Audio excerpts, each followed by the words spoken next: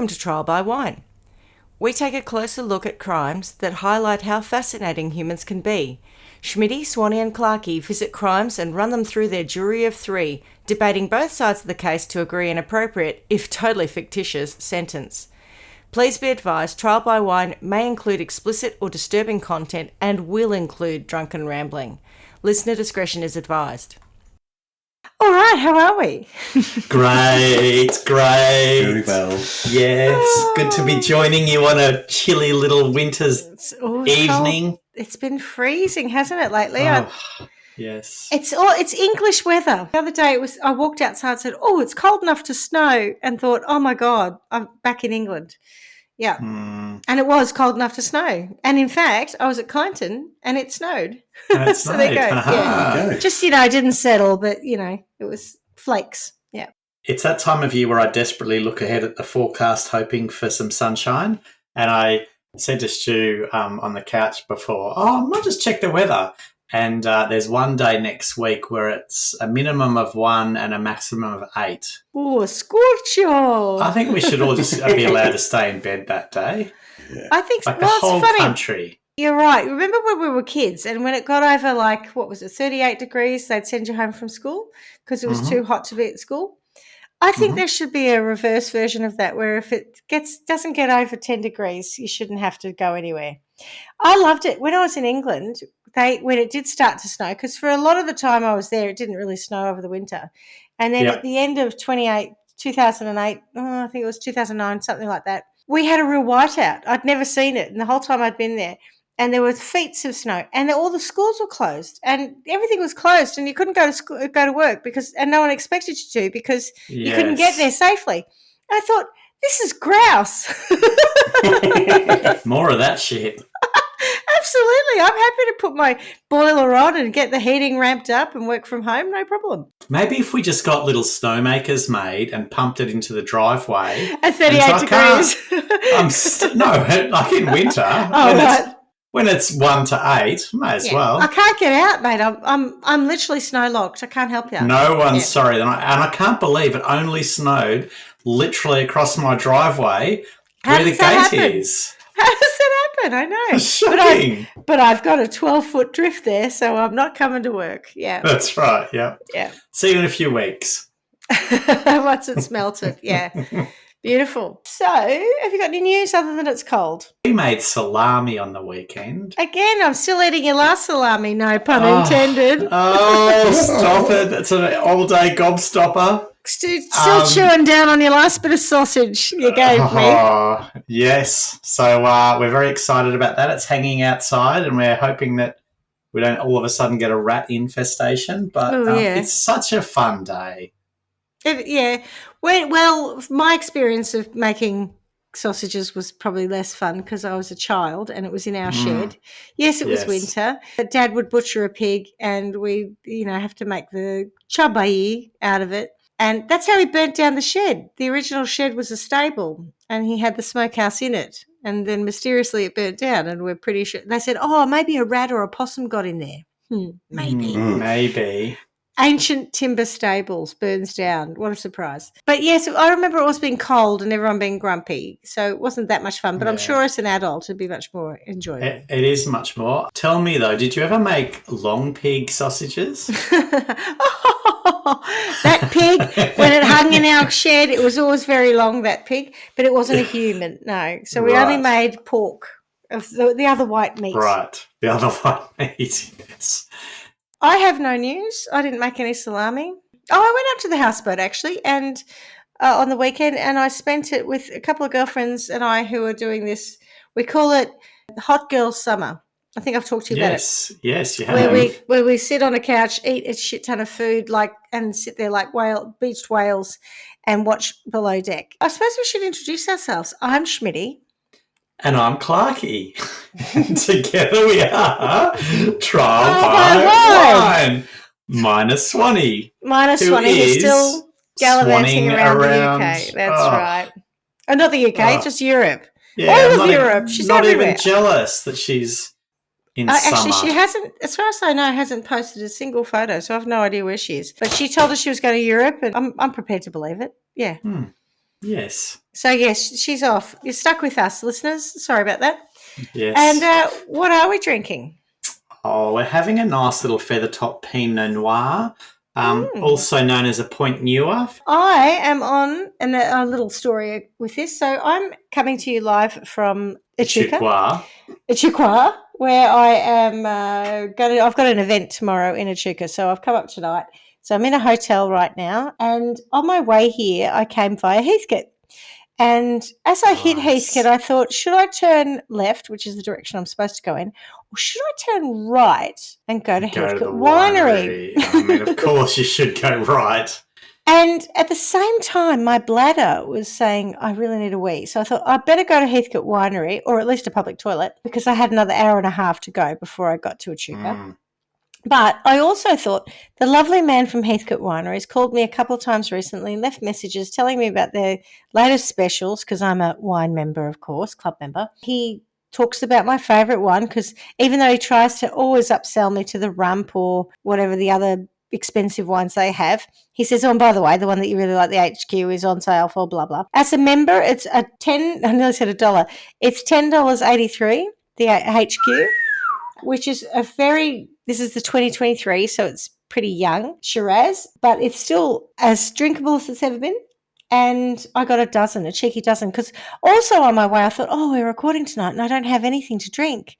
And then I solved it by getting myself 12 bottles of Heathcote Shiraz. You can get sloshed. Well, I've got an event tomorrow and I've got to be up at the crack of dawn, so I can't be too sloshed. Anyway, so that's Heathcote Shiraz HQ, and it's delicious and nutritious. Would you like to hear a story? I'd love to. Go on, yes. Yes, I would. Have you got is your it a sad seatbelts? story, or is it yeah, this is a buckle yourselves in for this one. Yeah. Right. Yes. Take it away then. So, the last story I covered, if you recall, was about Mark and Diane, two American kids growing up in the heartland. Yes. And if you recall, Diane was a bit naughty, used antifreeze a little liberally, killed Mark. You get some antifreeze, and you get some antifreeze, and you get some antifreeze. It's like a sprinkler. That's right. Everyone gets antifreeze.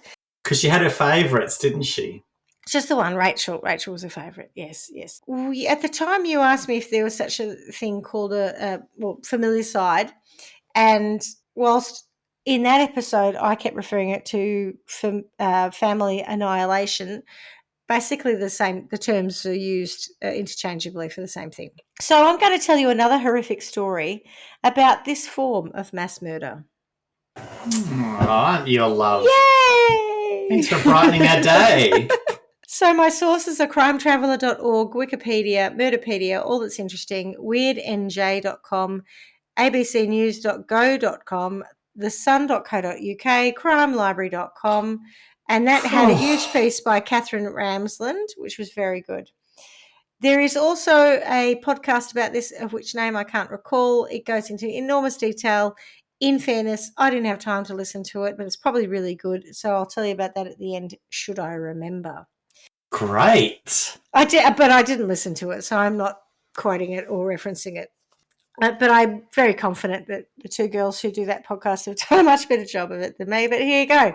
It makes me more comfortable that you don't remember the name of it now that I know that you haven't listened to it and therefore you're not referencing it. Well, I sort of do know the name of it, but it's a giveaway. So it's one of those. Right. It's the old spoiler alert in the name of a podcast or a source. Gotcha. So from crimetraveller.org, criminologists have been conducting increasing research into the phenomenon of familicide. I always call it familiacide because of my Italian speaking stuff. So familia, right? It's familicide.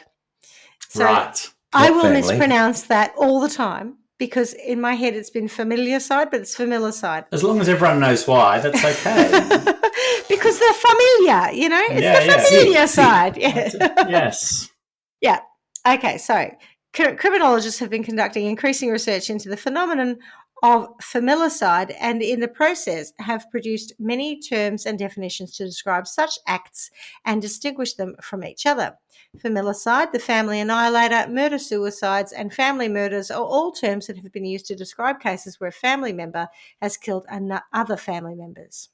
Sounds like most Christmas parties, most Christmas days. Well, verbally perhaps, not actually, Yeah. literally in my family, but maybe verbally, yeah. The very definitions of the term familicide can make a comparison of studies and cases challenging. Familicide sits among a number of types of family murder, all utilising the term side, which means the act of killing in Latin, often adding to the confusion over terminology. I'm assuming we're talking about side, CIDE, not CIDE, SIDE. not SIDE. No, CIDE, that's right. You're on my side, therefore I won't kill you. I will kill you, the act of killing. On You're on my act of side. killing.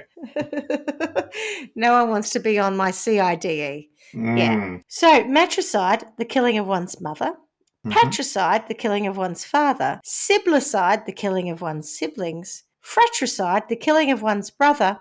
And I do recall the lyrics in Joseph and his Technicolor Dreamcoat. This happens after the brothers have fallen on hard times. They go to Egypt, not recognising Joe, who's made it big, so they beg off him. Joseph found it a strain not to laugh because not a brother among them knew who he was. I shall now take them all for a ride. After all they have tried fratricide. Ah, there you go. There are just words sometimes that come up in songs and you think, what was the lyricist on at the time? Yeah. It's like there was a song, I can't remember who it's by, and she uses the word hyperbole. I'm like, jeepers. Can you remember who it is? Natalie. Bassingthwaite? Yes, could be. So fratricide. So sororicide is the killing of one's sister. Filicide, the killing of one's child, and uxoricide, the killing of one's wife. And I don't really, obviously in Latin, uxor must be wife. Is there a killing of one's husband then? No, because, we wouldn't kill your husband because he's your husband. Also, several stories we have covered. It's like there's no word for the equivalent of a nymphomaniac to describe a man. It's just the inherent sexism in language. Why is it nymphomaniac only a woman? It's for a woman only. Nymphomaniac doesn't apply to men. That's right, yes. You might now be what do they call? You might have a sex addiction. You might have a sex addiction, or you might be a predator. There are new terms, but there's never been an equivalent of what I say. I just nearly said necrophilia. I've had too much wine. Yeah, already. Jesus, this is going to be bad. Nymphomaniac. There's no equivalent word for men as a nymphomaniac, other than a stud. Killing your sex-addicted wife? That would be uxoronymphicide, I think.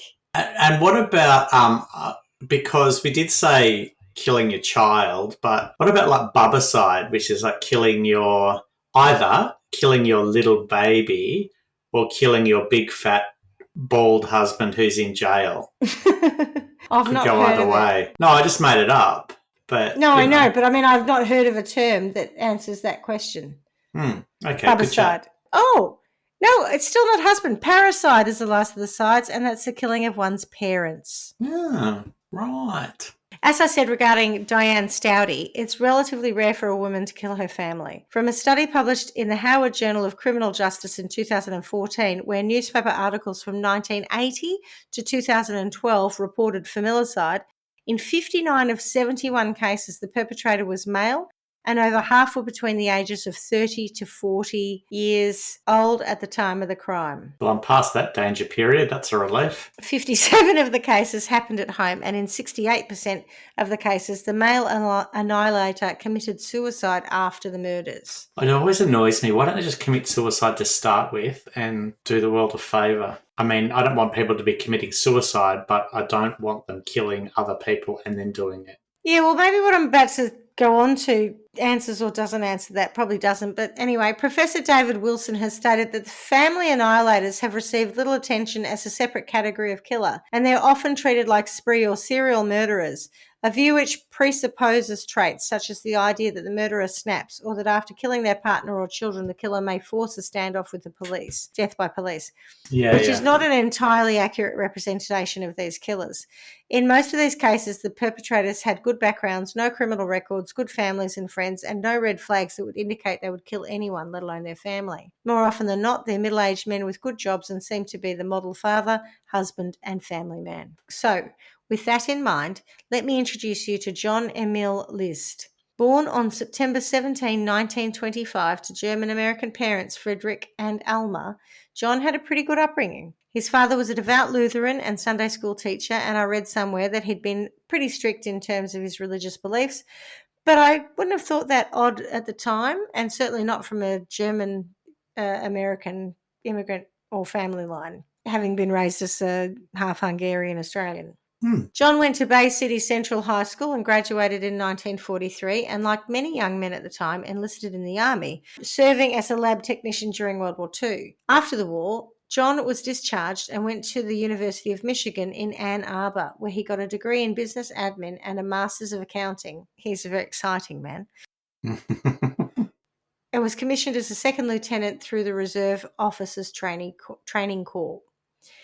So relatively ordinary. He's an accountant doing accounting in the Army. Nothing to see here. Not at this point. So far. So John served in the Korean War, and it was in 1951 at Fort Eustis in Virginia. Shout out to our friends from the CIA listening, since I did the MK Ultra story, where he met Helen Morris Taylor in a bowling alley. Helen was a war widow after her husband was killed in Korea, leaving her a single mother at 24 years of age. She lived near John with her daughter.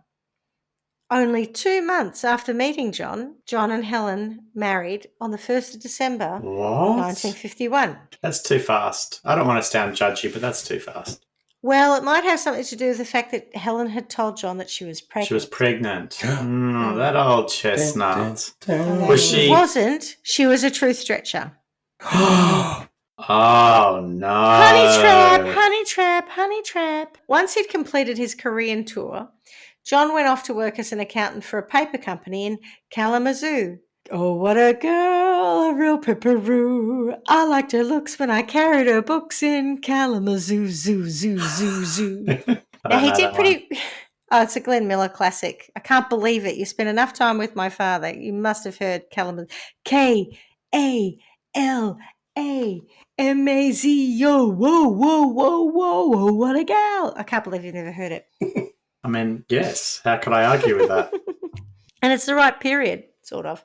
Yes. Glenn Miller died in the war, so it's not quite the right period. But he was still pretty popular in 1950, whatever. And while he was at the paper place doing the accounting, he did pretty well there, and he was promoted. Did you say doing the accountant? Yeah. I sort of said doing the accountant. But I can see that would have been heard. I can appreciate that you would have heard doing the accountant. I had a mouthful of wine. He was the accountant, so I don't think he was doing himself, but maybe he was. At any rate, he was so good at that job, though, that he was promoted to general supervisor. Over this period, he and Helen had 3 children. Patricia was the eldest, born in 1955, John Frederick, born in 1956, and Frederick, born in 1958. By 1959, Helen's health had deteriorated. She had developed an addiction to alcohol and was a bit unstable due to the fact that she had syphilis. Oh, that old chestnut. Yes, and though I'm not sure if she actually knew at the time, because I've read multiple reports that suggest that she knew all along, but she never told John. But I think it's possible she wasn't actually diagnosed at this point in time. So syphilis is gross and has many symptoms, but relevant to Helen's situation are the following from health.newsouthwales.gov.au. That's right, syphilis is still prevalent in today's society. Syphilis can invade the nervous system at any stage of infection, including soon after infection, and causes a wide range of symptoms, including headache, altered behaviour, difficulty coordinating muscle movements, paralysis, numbness, and dementia. This invasion of the nervous system is called neurosyphilis. Like neurosyphilis, syphilis can invade eye structures at any stage of infection, including soon after infection. Symptoms may include vision loss, blurry vision, eye pain, eye redness, or even permanent blindness. This invasion of the eye structures is called ocular syphilis. It's quite a nice name, that. Fascinating chenille. Oculosyphilis. It's like something out of Harry Potter. Oculosyphilis, yes. Is that what they say? Is that the spell to blind people? Oculosyphilis. Oculosyphilis. So, and where at this point, I think I'm talking about the sort of 1960s, but Helen was suffering at this point from altered behaviour, and I know she also had ocular syphilis, and I don't know whether she was partially blind by 1960, but she certainly did lose most of her sight later. Helen's daughter from her first marriage got married in 1960 and moved out with her husband, and so John and Helen and their children moved to Rochester, New York, where he got a job with Xerox, and again he did well and was made Director of Accounting Services. His career appearing to be on the up and up, by 1965, John got a job of comptroller, not to be confused with controller. I'm already confused. Yeah. So I looked it up because it's the kind of nonsense I do, and it's spelled COMPTROLLER. Yes. And it's basically means controlling all the bank stuff, but for some reason it's got a couple of extra letters there. Comptroller. Nice. Anyway, this was at a bank in New Jersey, and they moved to a spectacular 19-room Victorian mansion called Breeze Knoll. 19 rooms? Yep. Did they get a cleaner? Classic. No, I think that was Helen's job. She just had to Blind feel Helen her way had around to the do rooms. it. Had to feel her way around them. No, we'll get on to what happened in the house. The thing is, he'd actually lost his job at Xerox, and his job at the bank only lasted a year. So they had this big outlay. Massive house and no money. Yeah. What could go wrong? Also living with them at the mansion was John's mum, Alma, and as his dad had died back in 1944. In fact, the only reason they could get the house was because Alma agreed to help with the deposit on the proviso that she was able to move in with them. Sadly, this would prove a bad decision, as she also signed over her power of attorney to John and lost pretty much all of her autonomy at that point. Yeah, poor choice, Alma, sorry. So everything seemed okay, though when they bought the house, they did know at the time that they'd overextended themselves a bit. But he had a good job. He had a job at that time. Fat comptroller. He was a fat comptroller, that's right. The house was reported to have been the most expensive house in the neighbourhood. It had a grand ballroom and marble fireplaces and a stained glass skylight. You know, when what you think a load of old... I mean, that's no, too it was a big. cracker, right? Yeah, it but was for too big. 3 people... Six people, but yeah, still too big. But you know, this skylight, right? Think of one of those films you see where someone's on a roof and there's like this glass structure. Yeah, Usually they fall through it or they're breaking in. Well, that's when you said that, that's exactly where my head went. It was that kind of large glass structure. And allegedly it was actually, because it was stained glass, and apparently it was a Tiffany & Co. piece. Wow. Which, as it turns out, was worth a flipping fortune. And if he'd known that and he'd sold just that, he probably would have house down. Sorted everything at that point. But he didn't know that, so moot point.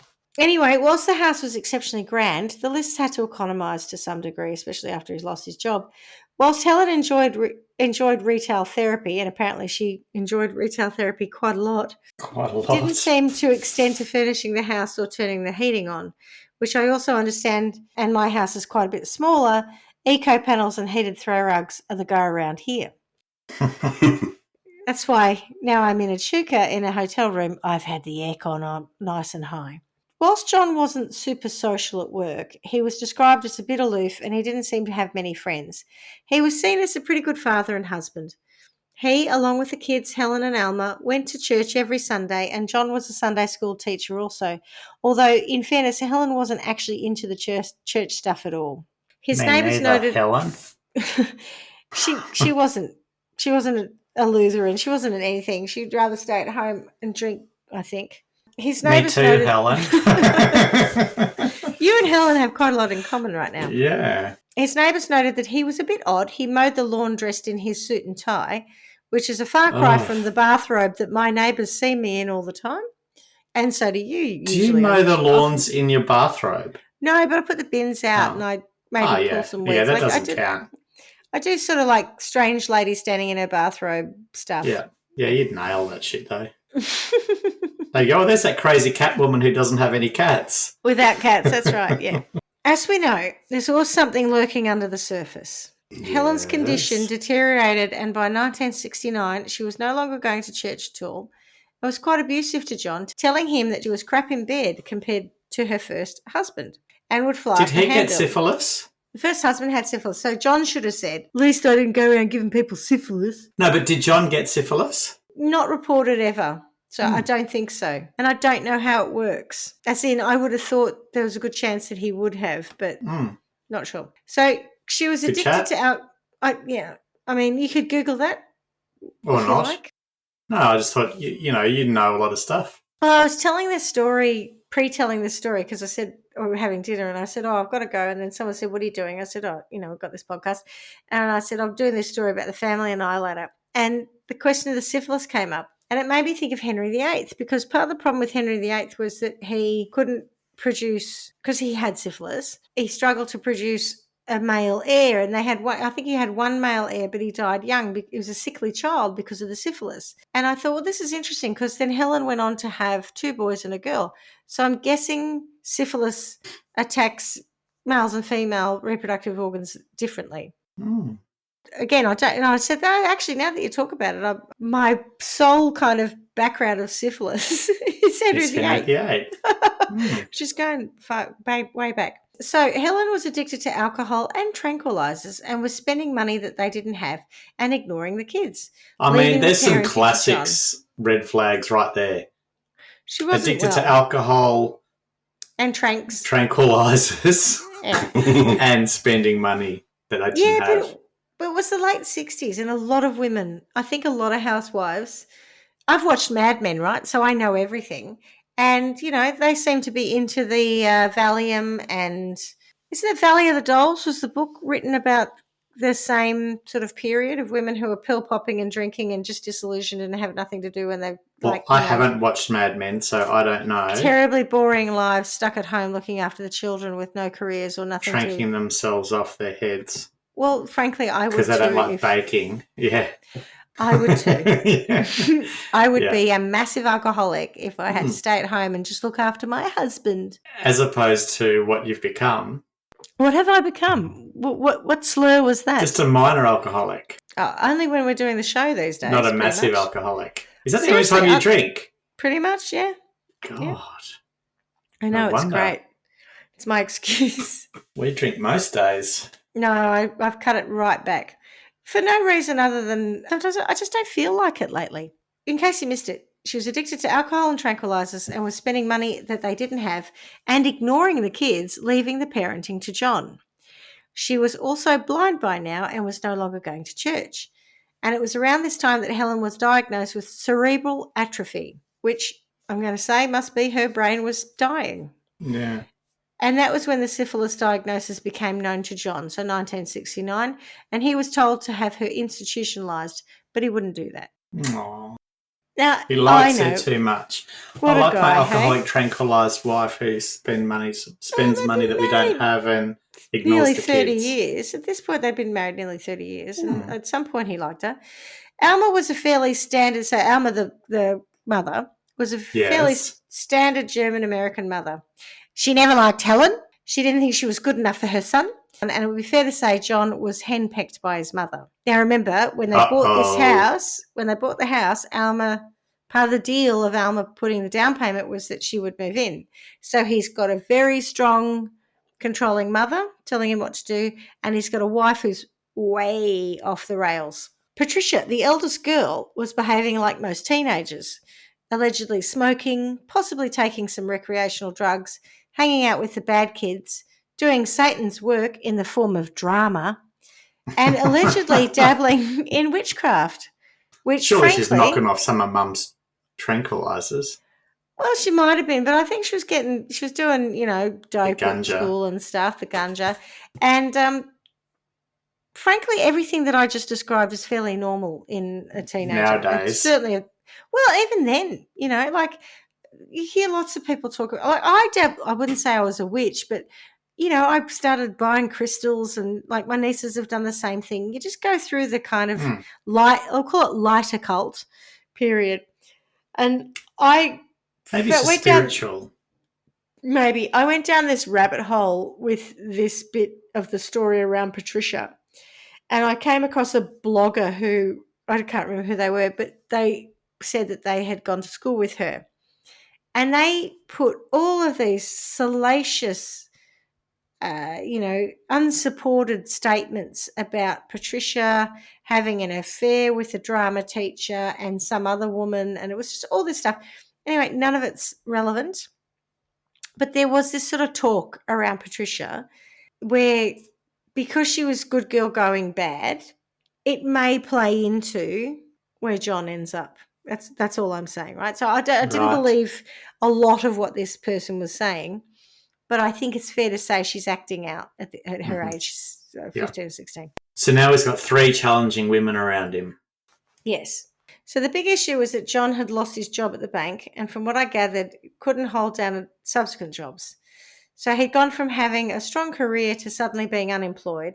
And this was a serious issue for him, both in terms of paying the mortgage and bills, but also from a social standing perspective. Too embarrassed to tell his wife, what was the film? Is it the stripper one that Tony loves? The Full Monty, where one of them gets dressed every day and he acts like he Yes. goes off to work because he's Yeah, lost his yeah. job for months. Yeah, same thing, right? He was too embarrassed to tell his wife. So, like that bloke, he spent months dressing for work, going to the train station where he would peruse the job ads and try to get work. He did get a little bit of work, but I think at that point he'd fallen into quite a bit of debt, and the new job wasn't paying anywhere near as much as he was earning in previous roles. John had even been taking money from his mother's accounts, as he had power of attorney, to cover Naughty the man. mortgage. And by November 1971, the bank was now threatening to foreclose. For a man who had lived his life with careful control, the situation was spiraling and he couldn't get enough money. His kids were acting out. His wife was totally out of control. His mum was, being his mum. That Helen's not good enough for you. Mein handy. So, in what was clearly a very carefully considered plan, possibly taking months to work out, John decided the only way to manage going forward was to kill his family. I mean, it's pretty obvious, really. In October 1971, John applied for a firearms registration for home protection, though clearly that was not what they were to be used for. The timing of this is important. So, October 1971, Right. when you think about premeditation. Right. So, on November the 9th, 1971, now if you were Swanee, I'd be saying, get ready to take your headsets off. Oh, no. Hang on. Let me have a drink then. And I have pared it back, so it's not. I've tried not to be too graphic, but it's pretty bad. So, November 9, 1971, John took action. He started by cancelling the milk order and the newspapers by leaving notes for the delivery men. Then he waited for the children to go to school. He went into the kitchen where Helen was preparing breakfast and drinking coffee. I think she was actually eating toast. He walked up behind her and shot her in the back of the head with a 1912 Steyr 9mm automatic pistol. Helen died instantly, though apparently he also fired further bullets which hit the wall, which they think could have been an automatic reflex. He went upstairs to the 3rd floor to his mother's apartment. She was in the kitchen, also making some toast for herself. She asked about the noise that she'd heard from downstairs. By his own testimony later, he says he gave her a kiss, and then he raised his gun and shot her in the face above her left eye. And again, he shot fired 2 other shots into the wall. Alma was a heavy-set lady, and whilst he wanted to take her downstairs, he found her too hard to move. So he put her on a carpet runner and pulled her into a storage area and then tried to clean up the blood with a newspaper and a towel. He then went back downstairs and dragged Helen's corpse by the feet, down the hall and into the ballroom. He put her on a sleeping bag, covered her with a bath towel and a tea towel on her head to cover her face, and then he did a bit of a clean-up. And he penned some more notes, one to his boss and to the kids' school, saying that he was taking the family to North Carolina to see Helen's mother, and he'd be gone for a while.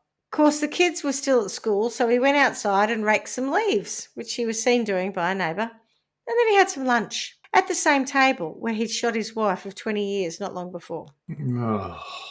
As it turned out, Patricia, the daughter, wasn't feeling very well, and the school rang and asked him to pick her up, so he did. Now, it wasn't in the plan, But it would have been pretty hard to get out of, to say, well, Can't no, hide. she can just get herself home. The plan was there, but this is just a bit earlier than anticipated. So when he went and picked her up, and when they got home, he then rushed into the house to be there in the house before her, and he hid behind a door. When Patricia came in, he shot her in the back of the head. As with Helen, he dragged her to the bed into the ballroom and laid her on a sleeping bag. Then later, he picked up Fred from his after-school job and, like Patricia, shot him in the head when he came in the door.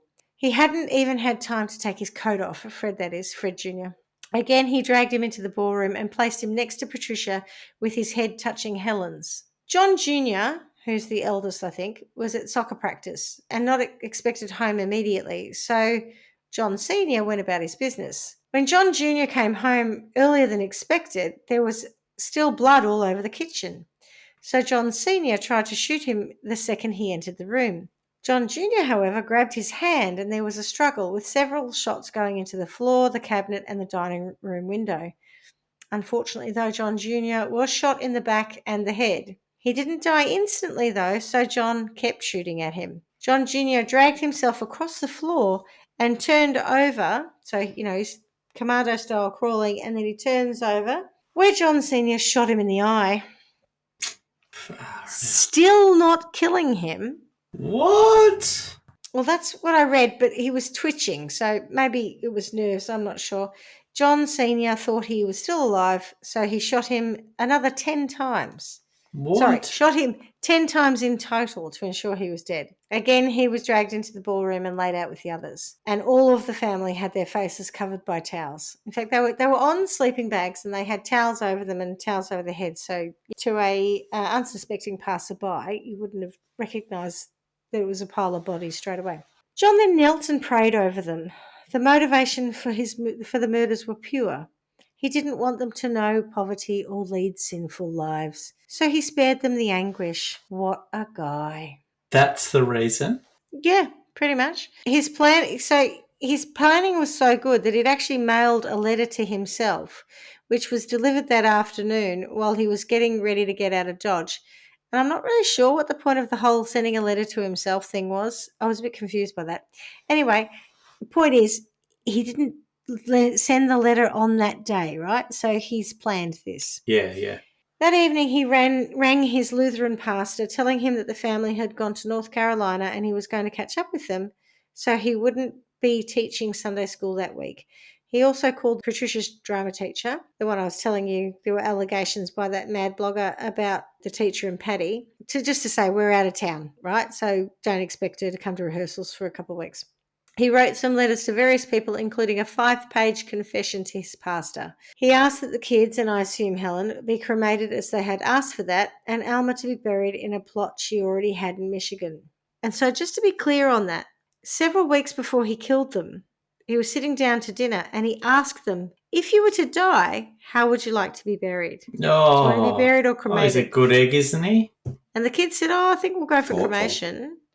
And the mum said, no, I've got a plot, wherever, probably next to her husband somewhere. And I think Helen probably said, yeah, I don't know, cremate me, because I don't think any of them were assuming they'd be dead in a couple of weeks. So, having worked up an appetite, writing all of his letters and getting his confession out, he had dinner, got some sleep in the billiard room, not far at the from same his dead... table where he killed his wife? Or? Probably, yeah. And then he got some sleep in the billiard room, which wasn't far from the ballroom. I tell you, I love the sound of this house. But anyway, then when he woke up, he turned the heating right down to freezing, turned all the lights on and put the radio on nice and loud on a Christian channel. And then he drove off. Oh. So on December the 7th, 1971, Patricia's drama teacher, who may or may not have been having an affair with her according to some crazy blogger, but I don't think there was anything in any of that. It's crazy. Uh-huh. But the drama teacher was suspicious because Patty had told him that she thought her dad was going to kill her, and because she hadn't shown up to rehearsals and she was really keen on drama. So he went around the house to check it out. Now, he actually went there on the day of the murder, but seeing all the lights on, figured everything was okay. So then he went over a few other times and eventually thought about calling the cops, but as it turned out, a neighbour beat him to it. The light bulbs, I said he turned on all the lights in the 19-room building. Mm-hmm. The light bulbs have been burning out over time, and the neighbour was like, that's weird. No one's around. The car, like, there's no car. She had noticed the strange car of the drama teacher showing up a couple of times and just thought this is really suspicious, and so eventually called the police. About a month afterwards, by the way. Oh. When the police arrived, they went through an unlocked window, and it didn't take long for them to suspect something. Blood smears were all over the floors, and of course there was a rather telling smell. When they got to the ballroom, they thought they were looking at a pile of dirty clothes. But it didn't take them too long to realise it was the bodies of Helen, John Jr., Patricia and Fred. They checked the house and of course found Alma upstairs in her rooms, an expression of horror on her face. And a neighbour identified the victims and noted that John, the father, was missing. The investigation led them, of course, to John List. He literally confessed to his pastor after all, but he was nowhere to be found. The children were buried at the insistence of Helen's mother and sister, and Alma was sent to her plot in Michigan. Police kept a careful eye on the funeral, thinking he'd show up, but no. Despite knowing who done it, and the FBI publishing a wanted poster for him, he seemed to have just disappeared. As John had hemorrhoids, or as my father, God rest his soul, would say, Gomer Piles, and was nearsighted, they targeted pharmacies and optometrists all over the country, but to no avail.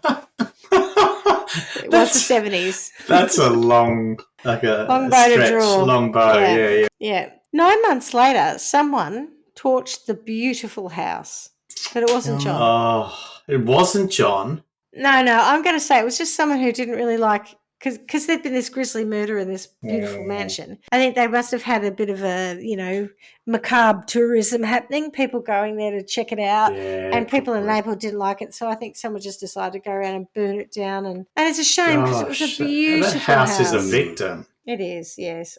Think about that when we come to sentencing. And let's not get started on that Tiffany bloody I know, right? skylight, right? Literally a piece of art gone. So John does what all good fathers and husbands who've killed their family do. He just starts again. No longer having a wife who doesn't like him much or a controlling mother. I've got rid of all that baggage. Correct.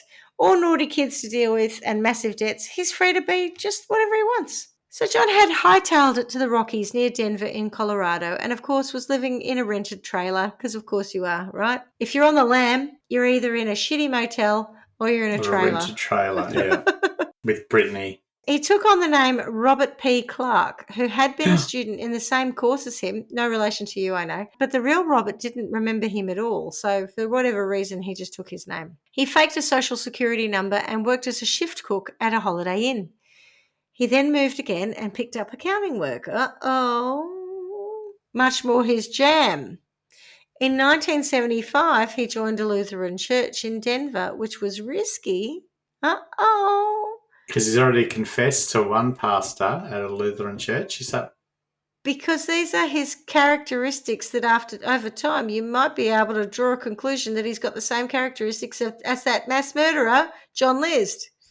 I was going to say, is he going to meet a wife at the... Oh, we'll get on to that. Yeah. Not at a bowling alley, though. Not at a bowling alley. Yeah, not a bowling alley. A church social, as it turns out. Yeah, of course. Yeah. That's where you meet all the good ones. Yeah. So now he's joined a Lutheran church in Denver. It was risky, but the FBI didn't really get much out of the Lutheran church headquarters when they did reach out to them. So he continued to slip under the radar. Being the awesome guy he was, he drove around the old parishioners and joined the church finance council, and he started to relax, realizing no one's going to catch him. I'm safe. Well, at this point, it's been 4 years, and I seem to have gotten away with it. May as well get myself a gal because it was all of them that were the problem, not me. 100%. So then he met a woman named Dolores Miller. And, it doesn't rhyme with clitoris. I never got that Seinfeld joke. I don't know Mostly either. because we don't pronounce Dolores. They had a Dolores in it and they were like, it rhymes with a female part because he couldn't remember her name, I think. And I'm like, what? And then Dolores it turns out... and clitoris? Is that clitoris, yeah. Whereas we say clitoris, so it doesn't make any sense. Still doesn't really rhyme very well, but anyway. No, I mean, do better, Jerry. You wouldn't win the rhyming championships with that one. Oh, God, no. Well, it's not Banjo Patterson, is it? You might get through the Northern High School Championships, but when you get to the Nationals, we're not tolerating that. You're not winning the A.B. Patterson Poetry Award. No, you're not. No. My favourite poet. No, John, no. Good old Dolores was a divorcee, and she was about 40 years old when they met. Now, he relaxed enough not to wear suits, and he took up square dancing lessons. Oh, how about that? Wow. He's changed. He has, and Dolores thought he was lovely, though she knew that he had a sad background with his wife dying of cancer and everything. So he told her. Yeah. Lead cancer. Yeah, lead cancer. It was very sudden. In the back of the head. It took her quickly, yeah.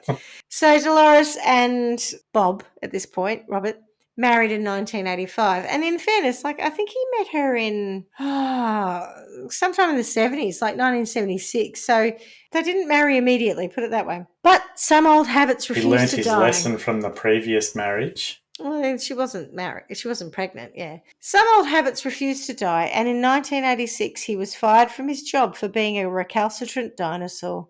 Well, for not keeping up with the change cycle in his organisation. And then he was asked to piss off from Sunday school because he was too strict with the kids. He then tried to go out on his own as an independent financial consultant, but that didn't work out for him. So he basically started to repeat his past. Look out, Dolores. Yeah. Things were bad for him work-wise. He was 55 in a shitty economy. Things were pretty bleak in the 1980s. And Dolores was over him. Like Helen before him, she started to be mean to him and talked about leaving him. It was at this point a despondent John became friendly with his neighbour, Wanda Flannery, as he was hanging out at home a lot with no job to go to. Was she a fish? She wasn't, but that's what I thought of too. Things continued to go from bad to worse. The house they'd bought went down in value as the neighbourhood declined, and it must have been pretty bad.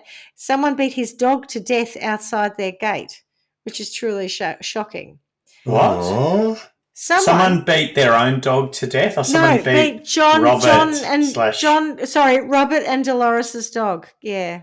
Isn't that awful? Gosh, because he barked at them the wrong way. I don't know why, but I said that was truly shocking. And then I said, not the most shocking part of this story, I'll grant you, but it must have been a real shithole for that type of crime to take place. Yeah, that's sad. Poor puppy. I know, poor innocent puppy. Well, I say innocent puppy. It could have been absolutely deranged and, rabid. I don't know anything about why. I have no idea why that dog was beaten to death, but the way I read it, it was an innocent victim. Yes, of a bad neighbourhood. So now Wanda, the neighbour, was a Herald Sun reader. Well, the US equivalent at any rate, and was very entertained by the salacious stories. Kind of news of the world is what I'm picturing. At any rate, in February 1987, whilst Wanda was perusing the World Weekly News, she saw an article about a guy named John List who had murdered his family and then disappeared. Uh-oh. The article had a photo of John, and Wanda saw an immediate likeness to her neighbour Bob Clark. Bob had the same weird habits of this guy, John. He rocked a suit and tie often, was into the church and taught Sunday school. List had been an accountant, and so was Bob. List was shit with money and had debts galore. So did Bob. What a coinky-dink. She's 5 from 5, this Wanda. Deirdre Chambers. To top it all off, Bob had a scar behind his right ear, and so did John. So did John. Get out. Oh, that's it. So what do you do with information like that? Don't confront him. Go to the police. Well, that's what you and I would do. Oh, no. I've seen horror movies. I know what happens. No, Rhonda. Well, I'm going to say Wanda had probably seen some horror films in her time too. She didn't go to Bob. A few. She did go and talk to Dolores.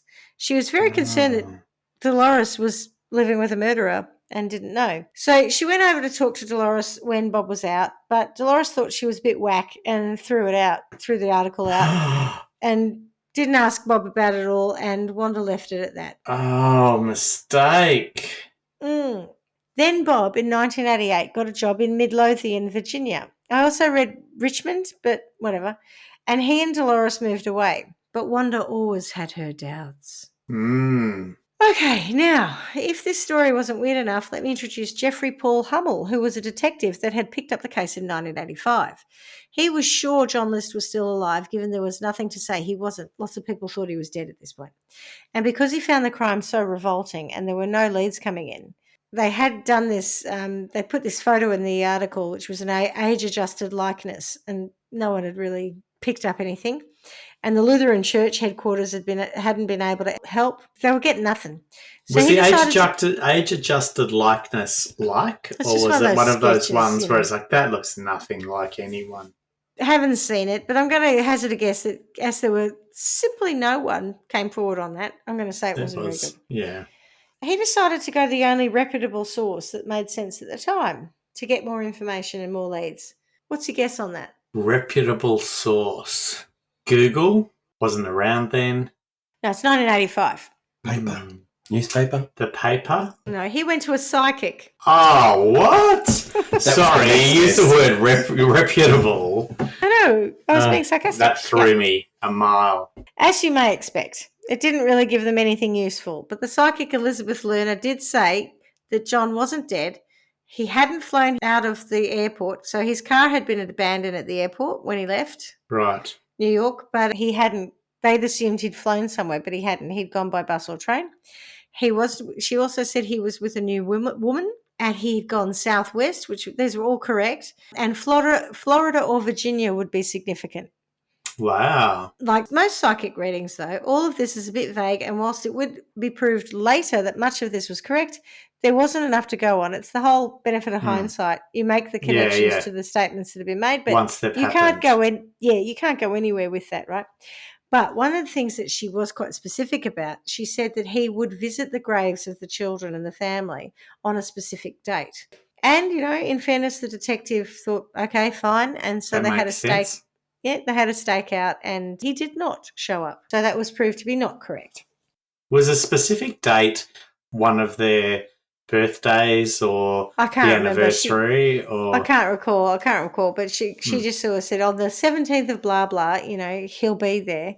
And I don't know. I can't remember if there was any. I would have thought that they would have staked out the graves on anniversaries or that sort of stuff. Yeah. Normally. So I'm going to hazard a guess it wasn't. Otherwise, they would have said, well, we've kind of been keeping an eye on that. Mind you, having said that, Hummel picks this case up in 1985. It's gone cold since 1973. Yep. So it's a long time that no one's really been paying much attention to it. Anyway, Hummel then moves on to narcotics, right? So he moves into another department and he stops working on the case. But he was so into it. So when he'd taken it over, he rearranged all the files and he'd looked at all the evidence. Like he really had a real good crack at trying to come up with something new and wrangle or whatever. Well, yeah, but he was also, a little bit obsessed by the case. He really wanted to know about it.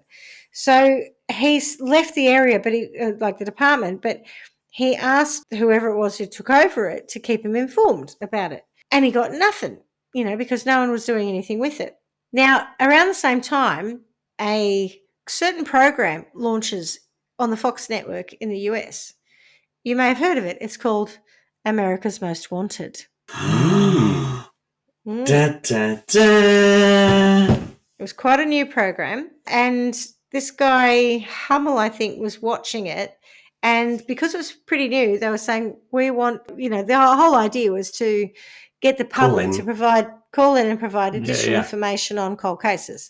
So he thought, this could be a good one for America's Most Wanted if we can get them into it. So Hummel then contacted Captain Frank Maranka, who was now in charge of the Major Crimes Unit in New Jersey. And he asked him to look into the case. So he's like in charge of the whole area. And he's like, I worked on this case. It's a cold case, but there's something in it, So Maranka's like, yeah, all right. So he looks into it and he decides to reach out to Frank. This is the new boss. Decides to reach out to America's Most Wanted, but they thought the case was too old and they didn't want to cover it. Frank wasn't, however, one to give up too easily, and I can't remember how this happened, but he happens to be at the same place as the executive producer, Michael Linder, of America's Most Wanted, and he approaches him and he says, look, there's this case that, this unsolved murder of 5 people. It's a big deal, and I think this would be good for America's Most Wanted. And the thing is, the producer gets pretty excited about it too. He's like, yeah, this is a really good case. We should do this.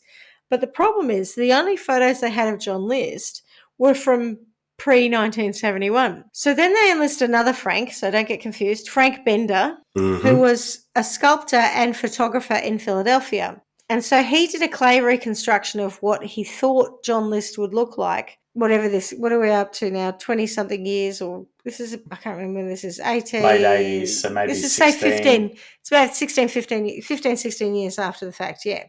So he's trying to work out what he might look like with 15 years on him. And he was in his 40s, I think, when he first killed the family. So we're talking late 50s now. 50s, yeah. And because Frank Bender worked with Richard Walter, who was a criminal psychologist, they were able to work out how John's personality characteristics might impact his appearance. So, we knew he was white collar. He wasn't going to go and be a farm labourer and get too roughened out. He was pretty uptight. He lived a very controlled life. So they figured he probably wouldn't have changed too much physically. But they needed to account for middle-age spread and a bit of the droop that we all get. Yeah, yeah. Bit of a And waddle. a receding hairline, a little bit of a waddle and a receding hairline. But they figured he'd still dress in suits, and, of course, that scar would still be there over his right ear. So now we've got a story, we've got a show. The show airs on the 21st of May, 1989, 18 years after the murders. And 22 million people watch it. Oi, Wanda? Including Wanda Flannery. Yeah, I'm your Wanda. Now, Wanda didn't really think the bust was a good likeness for old Bob, but she was pretty sure she'd been right about all the other characteristics that she thought were very similar, if not the same as John. So she gets her, don't ask me why, son-in-law to call the number for America's Most Wanted, and she got him to tell them Bob's new address in Virginia because Dolores and Bob had stayed in contact with their friend Wanda. Oh, bless. Probably more Dolores had done the staying in contact. Probably, but remember Frank, what's his name, John/Bob, was actually quite friendly with Wanda for quite some time. When he was unemployed and he was at home and he had nothing to do, he and Wanda got really friendly and really chatty. And that was when she was like, obviously she must have learned enough about his backstory and enough about him to go, he seems nice, but hang on a minute. She is with News of the World going, oh, my neighbour's a mass murderer. 2 FBI agents went out to check the leads. And they had about 300 leads from the America's Most Wanted episode. Yep. And interestingly, the first address that was on their list of leads to check out happened to be the Clark's address. So they knock on the door and they hear a vacuum switch off, and a woman comes to the door and answers it. They ask if Bob was home, but she tells them, no, he's at work. They then ask to come inside, which they did. And they show Dolores photos of John List. And she thinks, he looks a lot like my husband, but it's not my husband. She started to cry and she was trembling and she was like a bit of shock, right? 2 guys come to your door and say, we think your husband's a mass murderer. Here's an image of him from 18 years ago. And she didn't meet him until mid-70s or something. And so she's like, oh, it could be him, but I don't want to believe it's him. Anyway, she does cry and she gives them a wedding photo. And at this point, the agents are like, yeah, that's him. So she still continued throughout the trial and a little bit after to say, there's no way my husband could have done this. So after checking out the details about his scar and where he was from and what he did for a job, they were pretty convinced. One of them went to Bob's work. So one agent stayed with Dolores. The other agent went to Bob's work. And he had phoned ahead to get 2 other agents to meet him there. They met with Bob, who was apparently just like walking downstairs or walking down a corridor or something with some photocopies in his hand or something. And he sees the agents and he didn't look surprised at all. So they said, are you Mr. Bob Clark? Got some questions for you. And they asked him some questions, including, are you John Emil List? He says, no. And he says it too quickly for their liking. Not who, what? No, it's not me. No, not me. Yeah. And so they're like, oh, that's a bit dodge. And so they press further and he keeps saying no, but his face goes bright red and he just He has all the classic reactions of someone who's lying through their teeth and is embarrassed and caught out while still saying, no, I'm not John List. Don't know who you're talking about. So they decide to cuff him and take him in, and they fingerprint him. And lo and behold, wouldn't you know it, that confirmed he was John List. Wow. Dolores still couldn't believe he could have done something like that, and she got a lawyer, David P. Bow, to draft a statement for him. John pleaded not guilty and was remanded into state custody. His bail was $1 million, and we all know he didn't have any money, so he was extradited to New Jersey, which he agreed to, but only as Bob Clark. He wouldn't go back to New Jersey as John. I'm not John List. I'm only going as Bob Clark.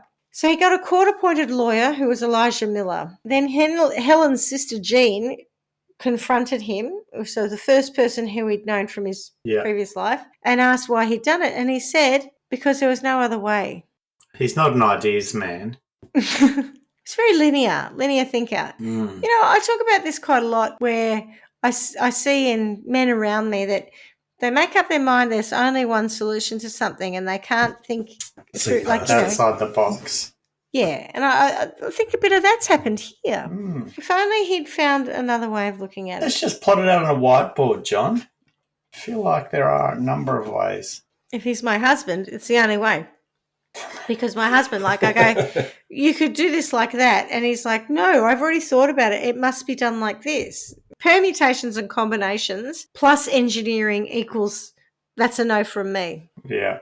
Okay, the defence case basically said he had done it. They didn't say he wasn't guilty, even though he pled not guilty, but argued some sort of diminished responsibility, as in he had a fragmented... Because it was the only way? No, he had fragmented obsessive-compulsive personality, and he couldn't deal with the overwhelming issues and difficulties that he was having. Fragmented obsessive-compulsive personality.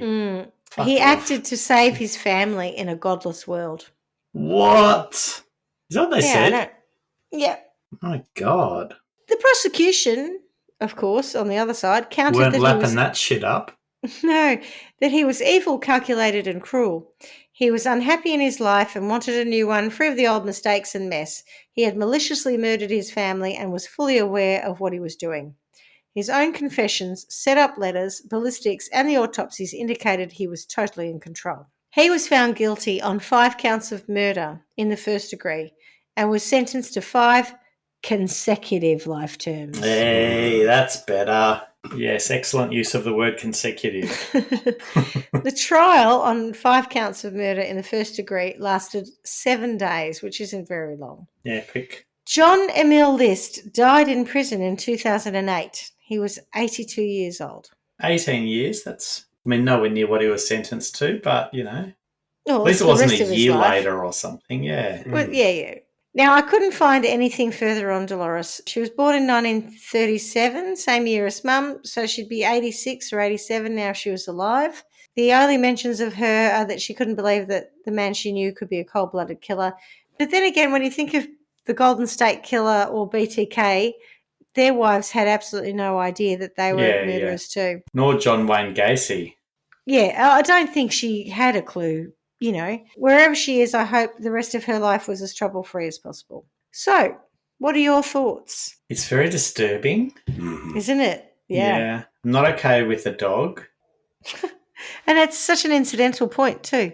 Yeah, but he didn't honestly, beat the dog to death. It was beaten to death by someone, some random in the street. Not okay with that. But what on earth, this whole thing of I've got problems in my life, what I'll do is I'll kill my mum, my wife, and my 3 children so I can go and start again. Yeah, it's not a great solution. I mean, it kind of was. It was a neat solution. I'm not saying it's not a great solution. I'm saying he's a fucking asshole. Like, yeah, it's a nasty solution, but it worked. It obviously worked for him for quite some time. But 18 years. Imagine going and picking your daughter up from school, rushing inside so you can get her as she walks in the door. Like, well, he'd already killed his wife and his mother by then, so I think he was just committed to the whole thing. He said, I remember him premeditated. It's totally premeditated. So he planned that. I read somewhere that he described it as like an assignment. He had an assignment and he had to complete his assignment. Yeah, it was a mission. Yeah. It was like I had this thing to do, and I Just was going don't to do it. care. You didn't have that. No one assigned it to you but yourself. You're just a fuck. weirdo. No, matron. I'm not listening to his explanation. God, it's just, asking them how they want to go, just in case, on the off chance that I come home and snap one day. It does smack of psychopathy because, there's no, or at least sociopathy, there's no empathy, there's no None. love, there's no sadness, there's no remorse. He said, I think I already said something along the lines of that he only thought about them on the anniversaries of their death, I think, or their birthdays or something. He gave them no thought after that, apart from he might spare a passing thought on the anniversary of the murders or birthdays, one or the other. But, it's just like, well, that's done. It's a real sociopath type thing to do. And I don't think I've read anywhere that, he wasn't diagnosed in any way, but it really does to me sound like a sociopath. Yeah, I guess a sociopath's solution may be, but actually going through with it, there's that extra element of not just sitting there going, oh, God, I could just do this one day, but actually getting the gun, planning it all out, going through with it. I think that's not all, but lots of people have sociopathic tendencies. Sociopathic or psychopathic tendencies, but they don't act on them. Or lots of people are psychopaths or sociopaths by the definition, but they don't kill people. That's kind of what I'm saying. But there are people that do, and his behaviour to me matches that. Yeah. So I'm not saying he's not one. I'm just saying it doesn't justify the action. Of course it doesn't. Nope, not okay with him. I feel for Dolores. Finding out all of that must be heartbreaking. That's a lot, isn't it? That's an awful lot. Yeah, it is an awful lot. I like Wanda. Good job, Wanda. I don't mind Wanda. I think Wanda's quite funny. She can put 2 and 2 together and get 4, which I like. Oh, punishment. I would like him to not be able to start his life again. I think that whole notion of I can go and do that and then I'm scot-free and everything is good again, in some ways is really quite scary. In some ways I kind of I wanted him to be locked in that ballroom with his decaying family so he could see exactly what he's done and not escape it and not think that everything's fine, because I don't know how you could do that and then just go on. And there's obviously a certain personality type where that can happen because it happens. People kill people all the time. But, your kids, what have the kids done? Even if Helen was an asshole and his mum was an asshole, what have the kids done? He could have killed those two and left. What did you think from a punishment perspective? Well, in light of Swanee not being here, I've been thinking about the things that motivate him, and he obviously really took a great deal of pride in his appearance. He wore a suit and tie all the time, and it was to the point where a neighbour saw him mowing the lawn in his suit and tie. He was always very stiff. Beyond well dressed, really overdressed for things. So I feel like making him wear a pair of Crocs and maybe some board shorts and a wife beater, and not letting him have his hair done, and there's no hair product. So he just looks extremely scruffy and a touch feral. And I think that would be a punishment around his need to be controlled and precise and where have the suit and tie and look like an accountant or a senior executive type. And then I think I'm going to put him into a Sunday school scenario where there's this giant thick perspex between him and all the kids in the Sunday school.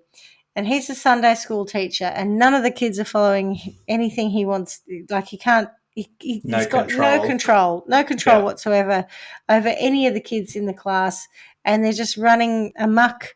And he's standing there in his Crocs and his board shorts and his wife beater, frustrated to the nth degree because no one's listening to him and he's not in control and he's not a big man and he's not important.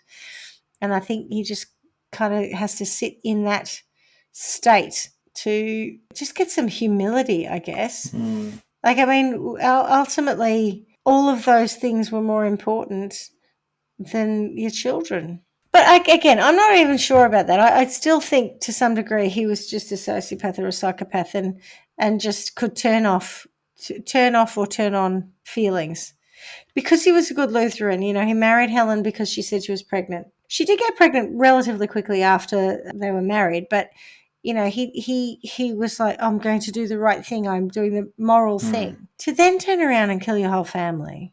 The imagery, unfortunately, I did see the crime scene photos, and the imagery of the mother really stuck with me because his mother reminded me of my mum.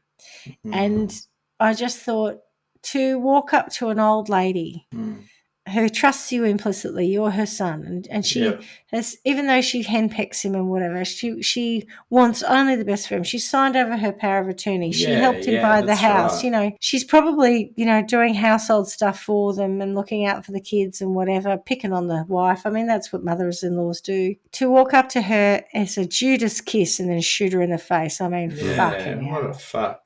That's kind of why I was going, I wanted him locked in the room with the family so that there's no dissociating from it. I don't want that for the family, but for him, so he can watch what he's created or never get away from what he's done. But he's horrible. Then set the house on fire. Well, I don't know. Wish there was a nice way to clean with the him house. In it. With him in but it. we wanted to keep the house. I know, the house was great. It's gone now, unfortunately, but it was beautiful. Yeah. Wow. All right. Well, there you go. Familicide, not familiacide. Familiacide. And Family Annihilators. What a load of old shit. We don't like them? No, we don't like them at all. And on that note, as we say every week, miss you already. Ciao. Ciao. Thanks for listening to Trial by Wine. You can contact us at trialbywine@gmail.com. Please rate, review and subscribe to Trial by Wine on Apple Podcasts or wherever you get your podcasts. If you'd like to support us, you can become a patron at www.patreon.com, Trial by Wine, or visit our website www.trialbywine.com to donate to us. Your support will help us cover many more cases and apply wacky sentences. We really appreciate you listening and hope you tell everyone about us.